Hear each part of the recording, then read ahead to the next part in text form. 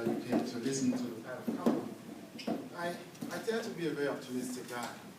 And and I tend to sleep very well at night without nightmares. So I tend to want to keep that way. Now, what is happening in Cameroon, it seems to me, is certainly a tragedy, but it's a tragedy that is structural, that has, that has its logics. So I was wondering, okay, what are the signs of hope? In February 2011, suddenly I saw one in Tunisia, where for the first time in Africa, and I think I never saw something like that. I'm not sure any historian is going to say it's wrong. People actually went to the street and the tyrant ran away. There is no precedent. Is there anyone? There were coup d'etat, even in Mali, coup d'etat, etc. It was the very first one. And for French-speaking countries, it is quite unique because from France to all French-speaking countries, we have the same constitution. So in 1958, it was passed through a referendum in all French-speaking countries. And I will say even France suffers under that constitution because in France, my own analysis shows me that the opposition never won 100% in France, never. Like Obama did, the Senate, the House of Representatives and the White House, the three. The opposition never did that in France. And like Johnson did in 1963 or 69, exactly, the three ones. The opposition never did it in France. So there must be something wicked in that particular French constitution that makes it impossible for the opposition to ever win, really. It means for change to be possible. And we have that constitution in Cameroon. Let me brief a little bit before I come to ask the question, what can be done? In Cameroon, governors are not elected. They are named. They are appointed. So you can imagine if governors were appointed in the US, you will never have another president. It will never happen. It's finito, finished, right? So in Cameroon, the mayors of major cities like Yaoundé, Douala, Paris, New York, etc., they are appointed. They are not elected. So it means basically you can forget Bloomberg running for president. It's impossible. He is appointed. So in Cameroon, a coalition where the government is radioactive. So if you work with the government, you are finished politically. It doesn't work. So basically, you can imagine there is no chance for you to have any opposition at all. And in Cameroon, what is left, of course, is if you're outside. That constitution says you have to live in Cameroon. Before it was 5 years, now it is 1 year. So, as far as France, Germany is concerned, the German president will never exist because he came from the US to go and run Germany. Or in France, we're even talking about DSK running for president. In Cameroon, it will be totally impossible. And now, the highest level of electoral position in Cameroon is 350,000 people. That is the highest you get elected. And it is a country of 20 million people. So it is really subaltern. You can imagine there is no representative in Cameroon. There is no representation in Cameroon. There is simply pure. It is a tyranny à l'état pur, I would say. There is no representation there. So what can we do? What can one do? I was sitting until Tunisia happened. I said, damn, people that really can move that country having such a wicked constitution and change the tyrant. But of course, the issue is who is going to come afterwards. How do we make sure that change really happens? So in February, I simply worked since, and I've never worked that much since I've had, a laptop since the 90s, since 91. And so I simply decided to have a Facebook page where I track everything that happens in Cameroon in terms of violations of human rights, etc. Everything, every single day, systematically.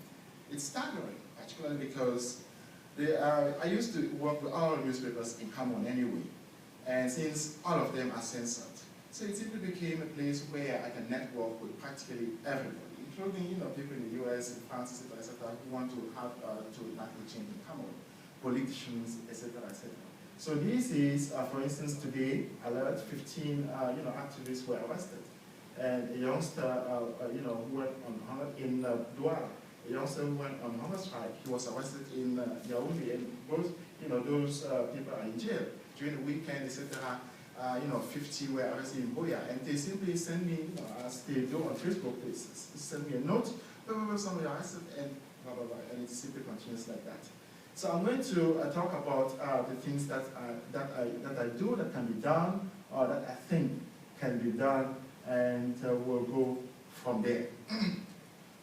So I tend to be systematic, and I think a power in Cameroon is not only using a wicked constitution, but it's also breaking two things in Cameroonians. First of all, your will, and secondly, your courage. So people lacking any will, you know, exhaustion and say, yeah, you just need to read the books of Ashim Bimbi, you will harm yourself. So something like that. And so it breaks the will, simply, you know. So going out of it, I simply felt one needs to start a campaign. And you know, I went door to door for Obama in Pennsylvania, so something like that for Cameroon. So I had the idea of starting the 9, 10, 11 Don't Touch My Vote campaign to see how one can actually see through those elections and maybe tap into people who have will and who have courage and who want to do, who don't want to harm themselves. Again, using the constitution in Cameroon, the electoral board of Cameroon, those who actually count the elections, here is their composition. You can see the government has everything. It is 18 people. They have 10 in that board, and the opposition has 3 people. And as amongst those members of the opposition, this party is campaigning for the government, actively campaigning, and they don't have a candidate running. Now, there's one candidate running who is not represented there. Her party is not represented. And amongst people of civil society, this particular woman, who is a lovely woman certainly, but she has won a marché. A market. A contract to hang the banners of beer across the city. And she is here for civil society. So you can imagine, beer has plants everywhere, including in that particular group. So you can count out of 10 already, the opposition has no chance. From the constitution, they had no chance. From this board, no chance. You can forget them. So what can we do? And even more, look, this is the government newspaper. They have a headline. The presidents, you know, they are giving fertilizers to people for free. Come on. Fertilizers for free. And it's not all. They are also giving mosquito nets for free. They're even giving beer for free. So the question there for me is, one can, of course, damn the government every single day. But I've learned, as I'm a professor myself, I've learned that you know, there are people who actually accept that. If somebody takes a bribe, that person is as guilty as the person who gives the bribe. But yet, there is one fundamental issue as a professor. I tend to think, if you have a class, you don't give any exam, students are going to stop reading your books. It's very simple. So apply to politics. If you have a system where you don't have lots of elections, the citizenry is going to sleep. Because there is no way they are going to think about even their own rights. And I think here in the US, you have elections practically every year or every second year, every year, to have people really always think of having an awakened citizenry. In France, it's the same, even though the constitution, like I say, is really a hangman's constitution. But in Cameroon, the president is elected every 7 years, really. So you can sleep in between. You can't blame Cameroonians. You know, who cares? When they come after 7 years, the election, oh my God, I have better things to do. It's 7 years. And in between, the election for the House of Representatives is every 5 years. So you see, and on the level is 350,000 people. It has no value. So the citizenry will sleep. So I simply felt the most burning issue is, what can we do, not only to chase the dictator, the tyrant, but really to awaken the citizenry, to make sure that people actually are concerned by what's happening. And that was the goal of that campaign. So the Don't Touch My Vote campaign is simply started from that premise. And because of Facebook, I happen to have the phone number of most Cameroonian politicians now. So I simply called them. And most of them, of the opposition, clearly, most of them said, yes, oh, brilliant, fantastic. And so I asked them to be the high patrons.